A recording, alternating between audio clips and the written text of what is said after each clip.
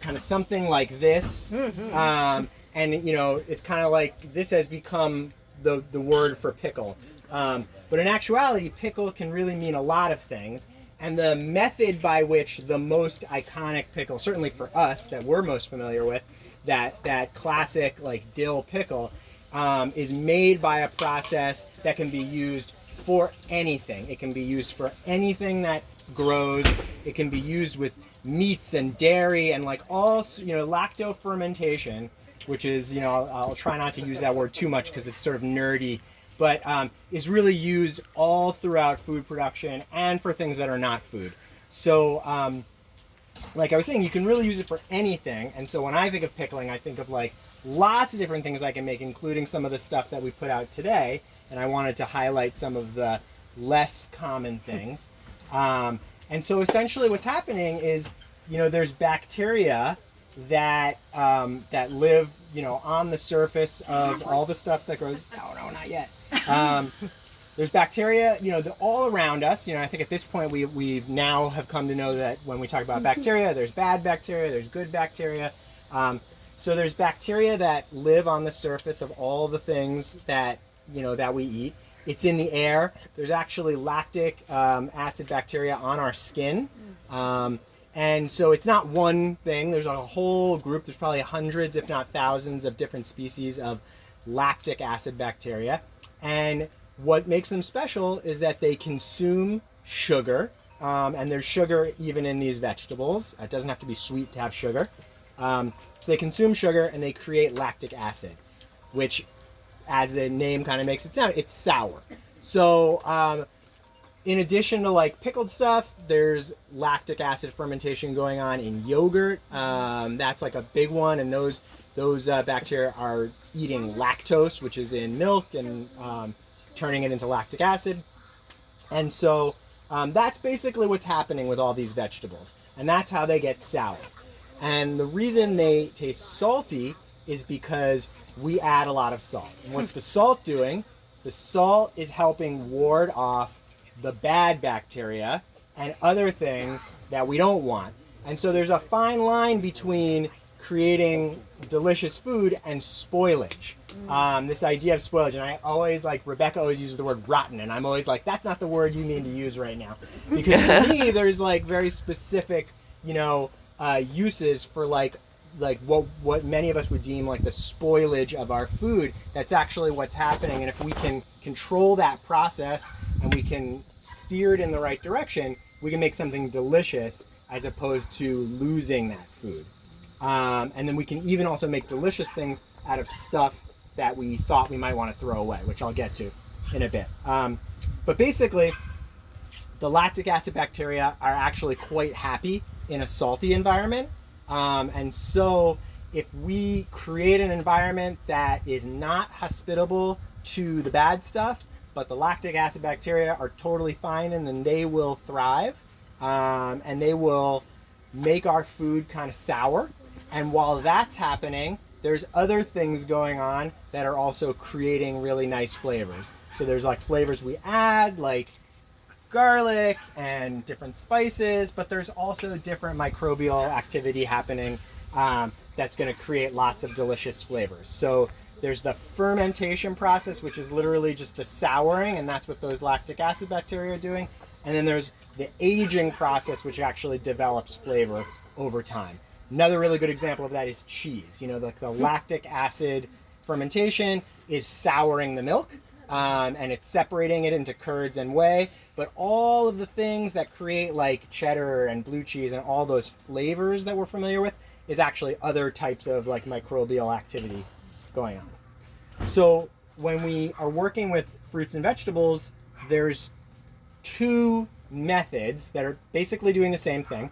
But when we're working with something like a cucumber, or something really like hard, like a beet or a turnip, something that is not really juicy, we're gonna create that salty environment by making a brine. So we're actually gonna like take water, this is just tap water, and we're gonna add salt to it, and that's gonna, then we're gonna pour that over, and we're gonna try and keep everything under that brine, and that's where that fermentation is gonna happen. But then there are other vegetables that really don't need us to add water. So like sauerkraut is a perfect example of that, where, so I've got cabbage here and I've got some other stuff I'll tell you about. With this, we don't really need to add water. There's like, these vegetables are, probably in the order of like 75% or higher water. And so we actually just want to like harness that water rather than adding our own. So there's a direct salting method as well. So there's making a brine, adding water, and then there's the direct salting method, which is actually going to draw liquid out of the vegetable and mix with the salt. And that's going to create the exact same thing we can make on our own. It's going to create a brine, and that's going to create that environment that we need for the lactic acid fermentation. And then everything else, every other part of the process, like the amount of salt you use, the amount of time, the where you put your jar, that's all the nuance. Like you can change that, and you can like create saltier things, less salty things. You can ferment in a really hot place, and it's going to go really fast because the bacteria work faster when it's hotter, to a point, that is. And then they'll die at too high temperature. You can do it really cold, like people would do like in their root cellars, and it will be very slow. But while it's really slow, there's all sorts of other stuff going on that's creating like really good flavor. So this is where you can like start experimenting, and you can change all those different factors: the temperature, the time, and like what you put in, and you can kind of create new products. And it's like trial and error as you go. So it's good to keep notes. It's good to label things so you remember. So I want to demonstrate them both really quickly. So I'm going to make a bunch of brine, and there'll be enough to share, and we'll make more if we have to. And really, all you really need to know to get started is like how to get as much salt as you need, because like that's the key factor, right? You want it to be salty enough so that it won't spoil in a bad way, and you don't want it to be too salty because then it will be inedible. So if you go online or you look in books, like recipes will say, okay, use like this many cucumbers or this size jar, and then I'll say put in this many teaspoons or tablespoons of salt. And I find that really frustrating, because if you don't have that size jar, or if your cabbage or your cucumbers didn't exactly weigh that much, it seems like it's kind of off. So I do everything by percentages. And so I use a scale, which makes this really easy. And the magic number that you kind of need to, like, the lowest you want to go on salt is 2% salt by, what's up? Oh, sorry. I don't want this. Oh, the wasps, yeah. There are wasps.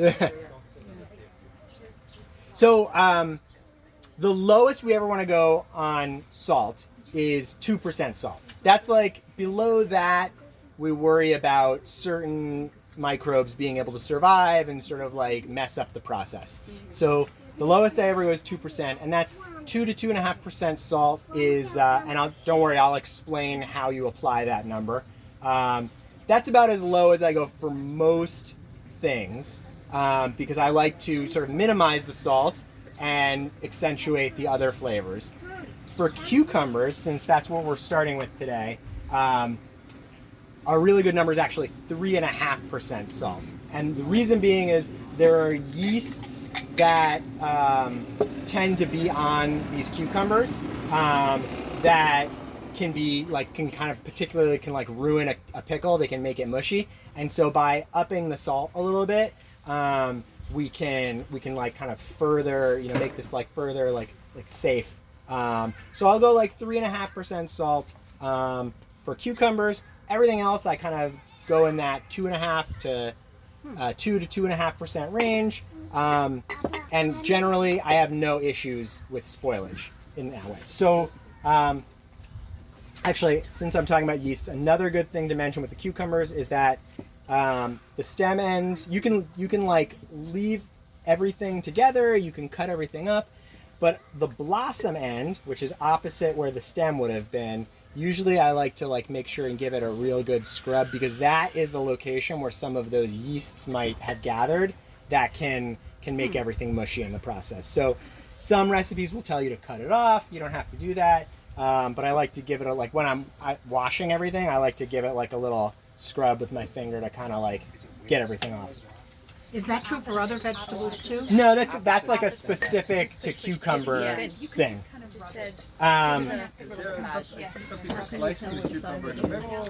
Yeah, you can. Yeah, when you're fermenting anything, you can cut it up any way you want. There's no rules to how you do it.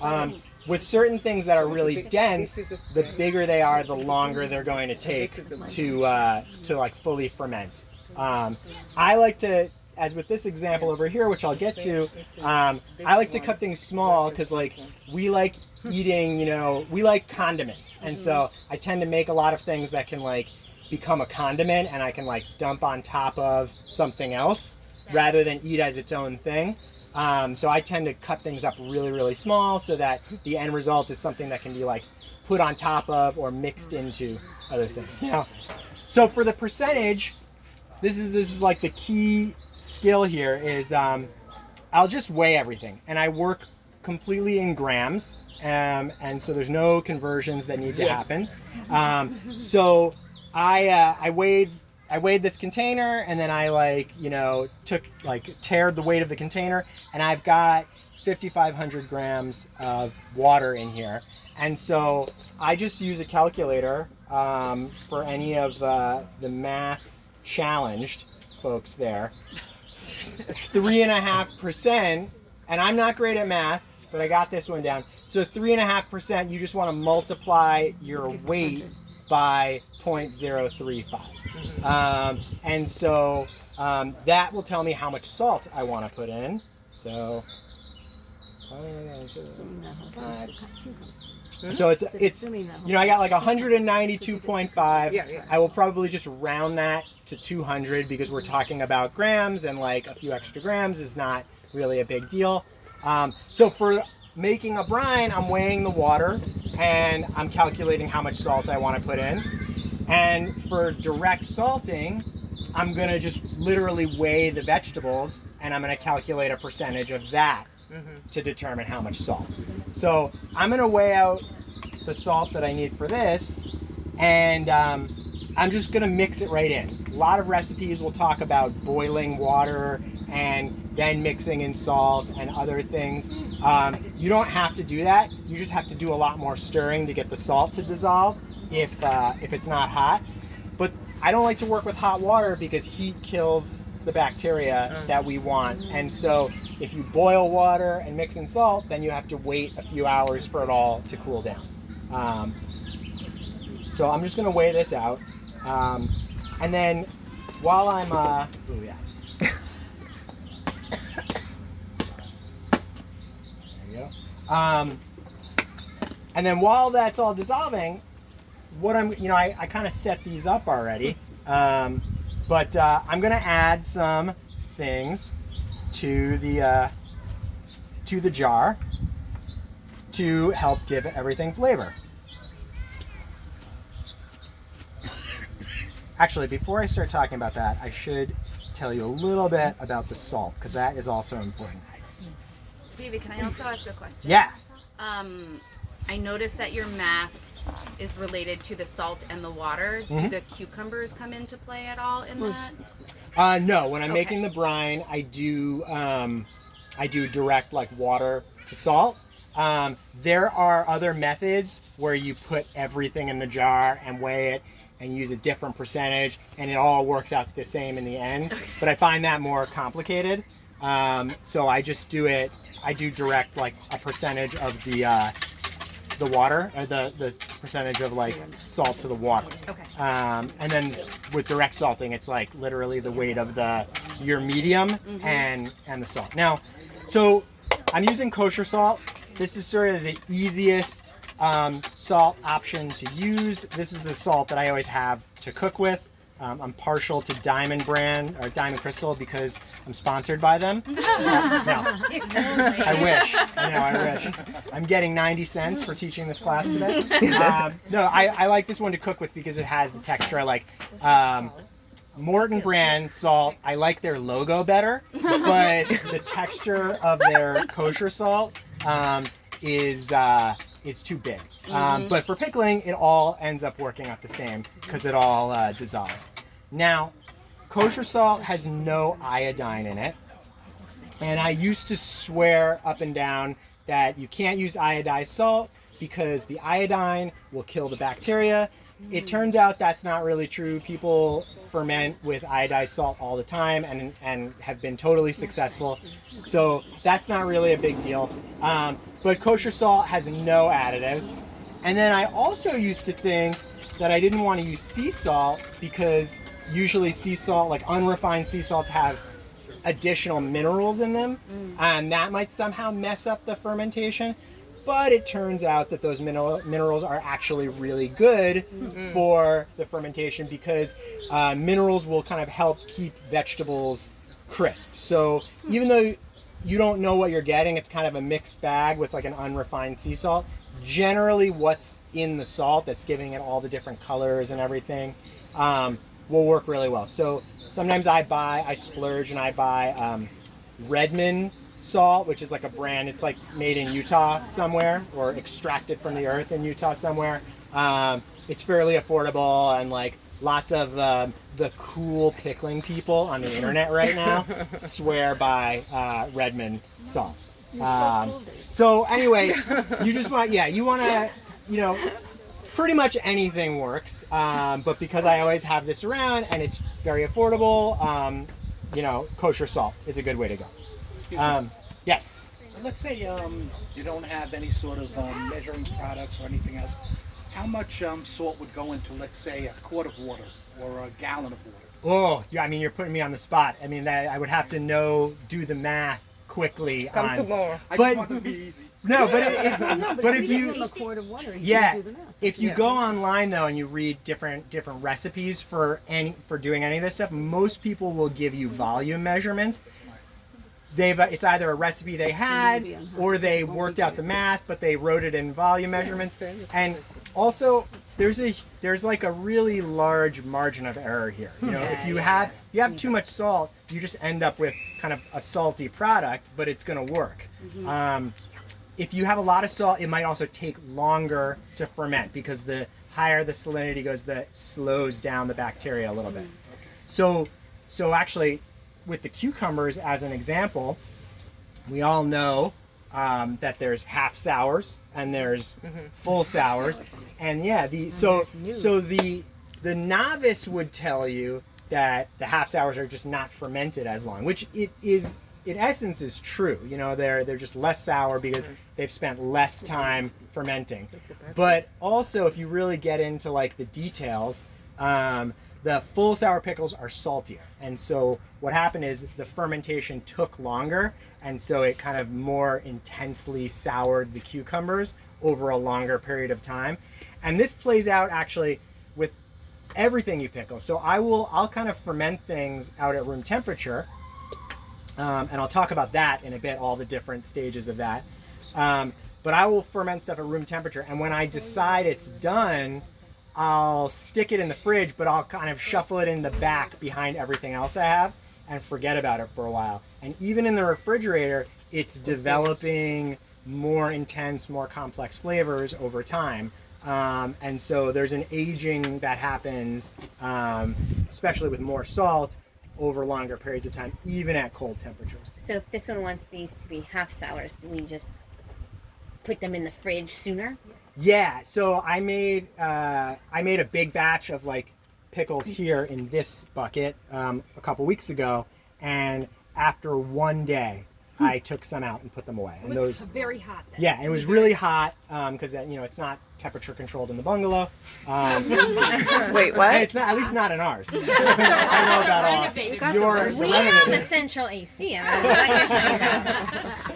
And the shower is spa-like. Yeah, so that's another thing. There's no set amount of time you can ferment things until they taste good to you. So there's a process of just taking things out. You can slice off a bit of a cucumber, taste it, if it tastes good, you can put it away. If not, you can leave it longer. So in addition to all the magic flavoring that's happening, I'm going to add, these are just garlic cloves. They're a little crushed, which helped me get the skin off, but I'm just going to add some garlic cloves to each of these, which is part of the classic dill pickle flavoring. This is from flowering dill, so dill that kind of bolted and seeded and then grew these flowers. This is what's typically used to flavor pickles. There's a more intense flavor from it.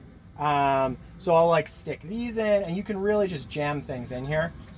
You can also put things in, under, when you're putting your jar together. I got these ready in advance. And then the typical spices, and I use whole spices in the pickles we're familiar with, are peppercorns. This is just coriander seeds, and I have mustard seeds here. And you can literally just sprinkle some of these in. And then the brine goes over all of this. And then there's the aging. I think we're all familiar with that part. Dill, coriander. And just for, I'm going to throw some pepper, caraway seeds in there, just for seeds, caraway, like rye. Just for fun. And the garlic and the salt. Why not? And then, so let's see if I can do this without spilling. Yeah, no, the measuring cup is too big to get in here without making a mess. So I'm just gonna pour the brine over this. Now, what you really want is for everything to be submerged under the brine, but because things float, that becomes a bit of an impossibility. So there's different tricks you can use. But stuff that likes to spoil all of this is aerobic. So it's particularly yeasts and molds that like to spoil these vegetables and consume them, that are airborne. There's no way you can get rid of them.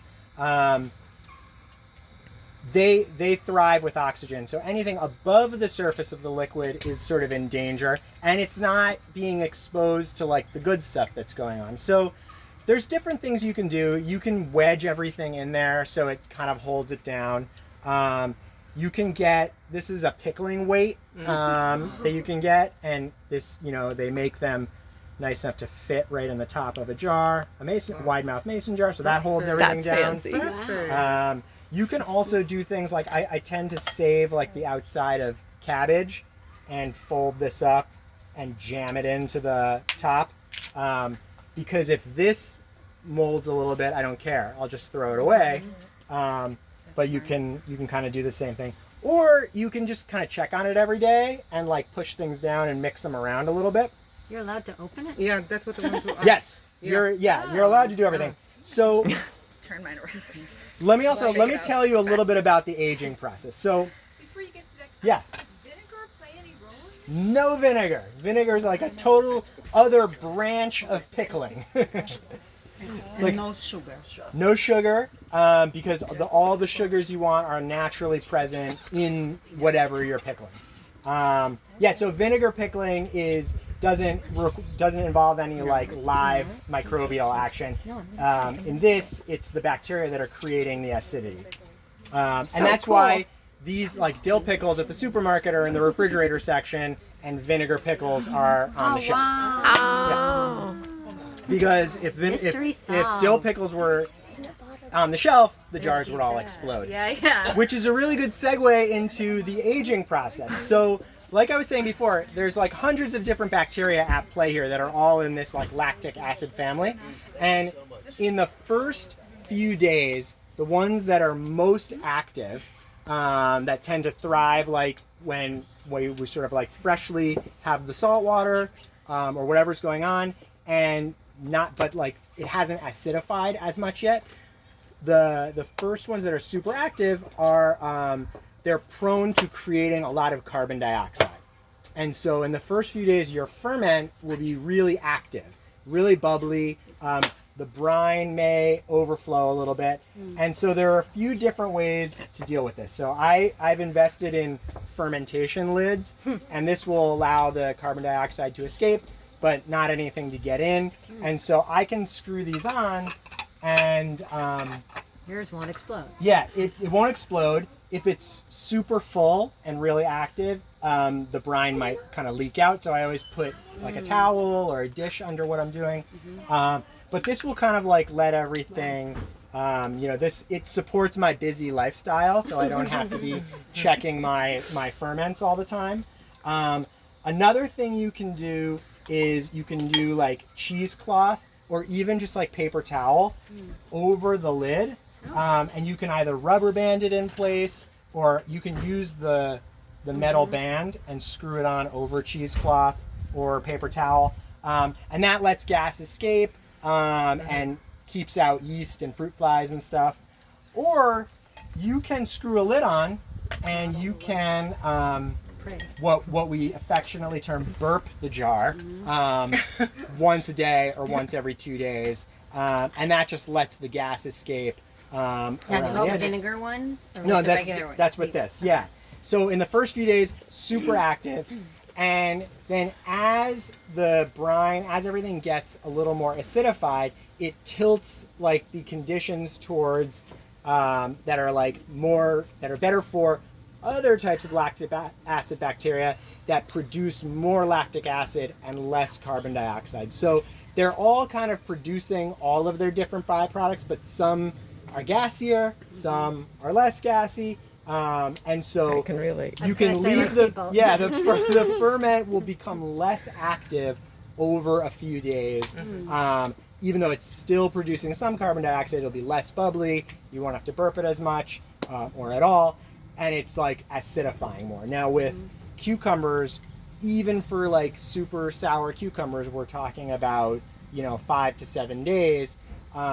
When you do something like when I make stuff like this, I may age this for 2-3 weeks out at room temperature. So I'm really watching how active they are. Or like Jerusalem artichokes were something that I fermented a lot of this winter, and those would be like incredibly active for weeks at a time because of whatever like the makeup of fiber in them was feeding some type of bacteria that was just producing tons of carbon dioxide, and then 3 weeks later it would finally settle down, and I would put it away. Hey David, can you talk just for a brief moment about the health benefits of fermentation? Yeah. So the most obvious, but I think that it gets lost in like the mystery of like the good bacteria and everything. The most obvious health benefit is that you're generally fermenting really healthy stuff. So we're dealing with vegetables here. And if you're getting more vegetables into your diet because you really enjoy the flavor of them, then that in and of itself is really healthy. The bacteria involved, without taking a deep dive into gut bacteria, and the truth is it's in this emerging field and we don't really know all the exact intricacies of like why it's all great for you. But it seems like if you follow like the hygiene hypothesis, which is that we've all become like too sterile in how we do everything, and that's why we all get more sick. There's this thought that like we're sort of seeding our gut with good bacteria, but less so than like the lactic acid bacteria going in and like taking up residence. It's more like they're kind of passing through, and they are priming our gut bacteria and the way that they interact with our immune system by constantly having like live bacteria go through our digestive system, which is really like the front line of our immune response. We're keeping it really like tuned up, like it's ready to go because it's constantly interacting with these very positive bacteria.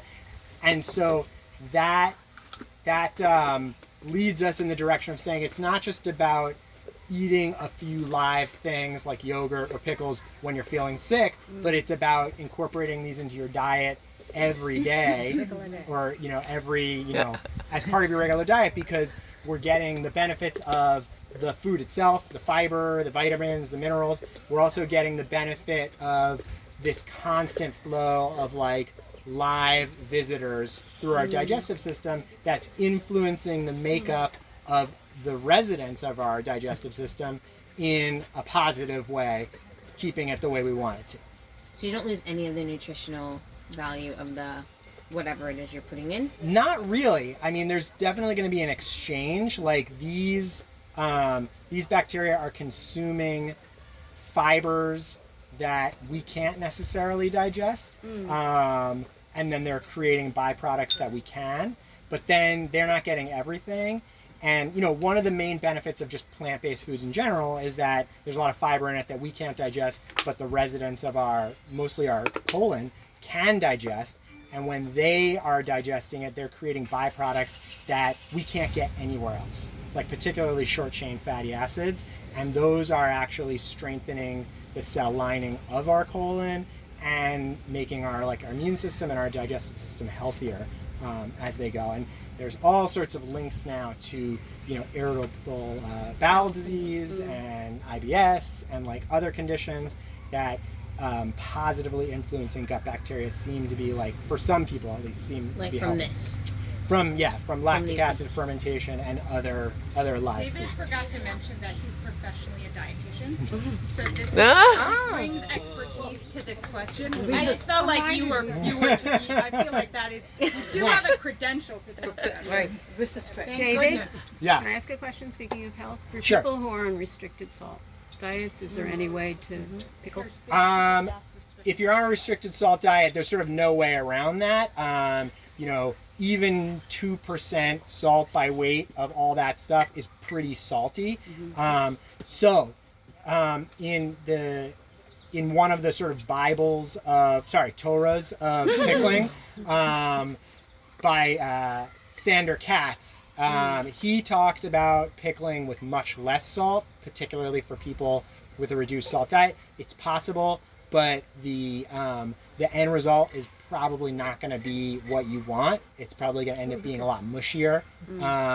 You can also take fermented items and soak them in water, which will extract some of the salt, and rinse them before eating them. So you get the product you want, but then you're extracting some of the salt. Yeah, but those, it's just hard to calculate, obviously. Yeah. There's no way to get it exact. And so if you're on a restricted salt diet, it is definitely a category of food that you have to monitor and restrict. So I'm not going to go through this whole process because I want everyone to be able to get started. So this is the direct salt. I've got cabbage. I've got these are the stems from Swiss chard. And the stem from fennel, the stalks from fennel. So these are typically things that would end up in the waste stream. And so picklings become a way for me to divert as much as possible out of my waste stream. And these are super fibrous, not that pleasant to eat whole, but when you cut them really small, they become a lot more tender. And then the process of fermentation tenderizes them more.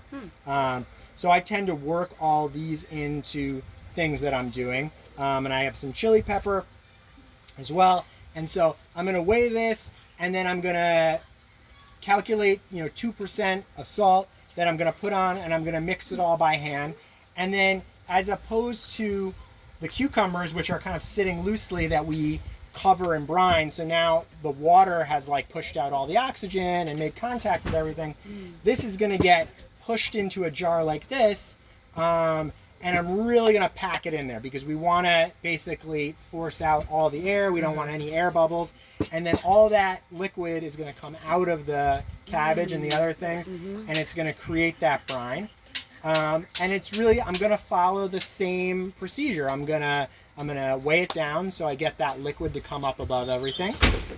And I'm going to stick it away, and I'm going to age it. I'm going to watch it, while it's really active, and then I'm going to put it away when I feel like it tastes nice and sour, and I'm probably going to forget about it for a while. But it's the same idea, but instead of making the liquid on the side, we're making it all together. And really benefits from when you're stirring it, from like mushing things together. We're breaking down the cell walls, and that's like allowing all of that liquid to come out. So everyone brought some stuff. I've got some brine here, and we can make more. So if everyone wants to kind of get to their stuff and start prepping it, then I can be available to everyone. If I can wash this. You can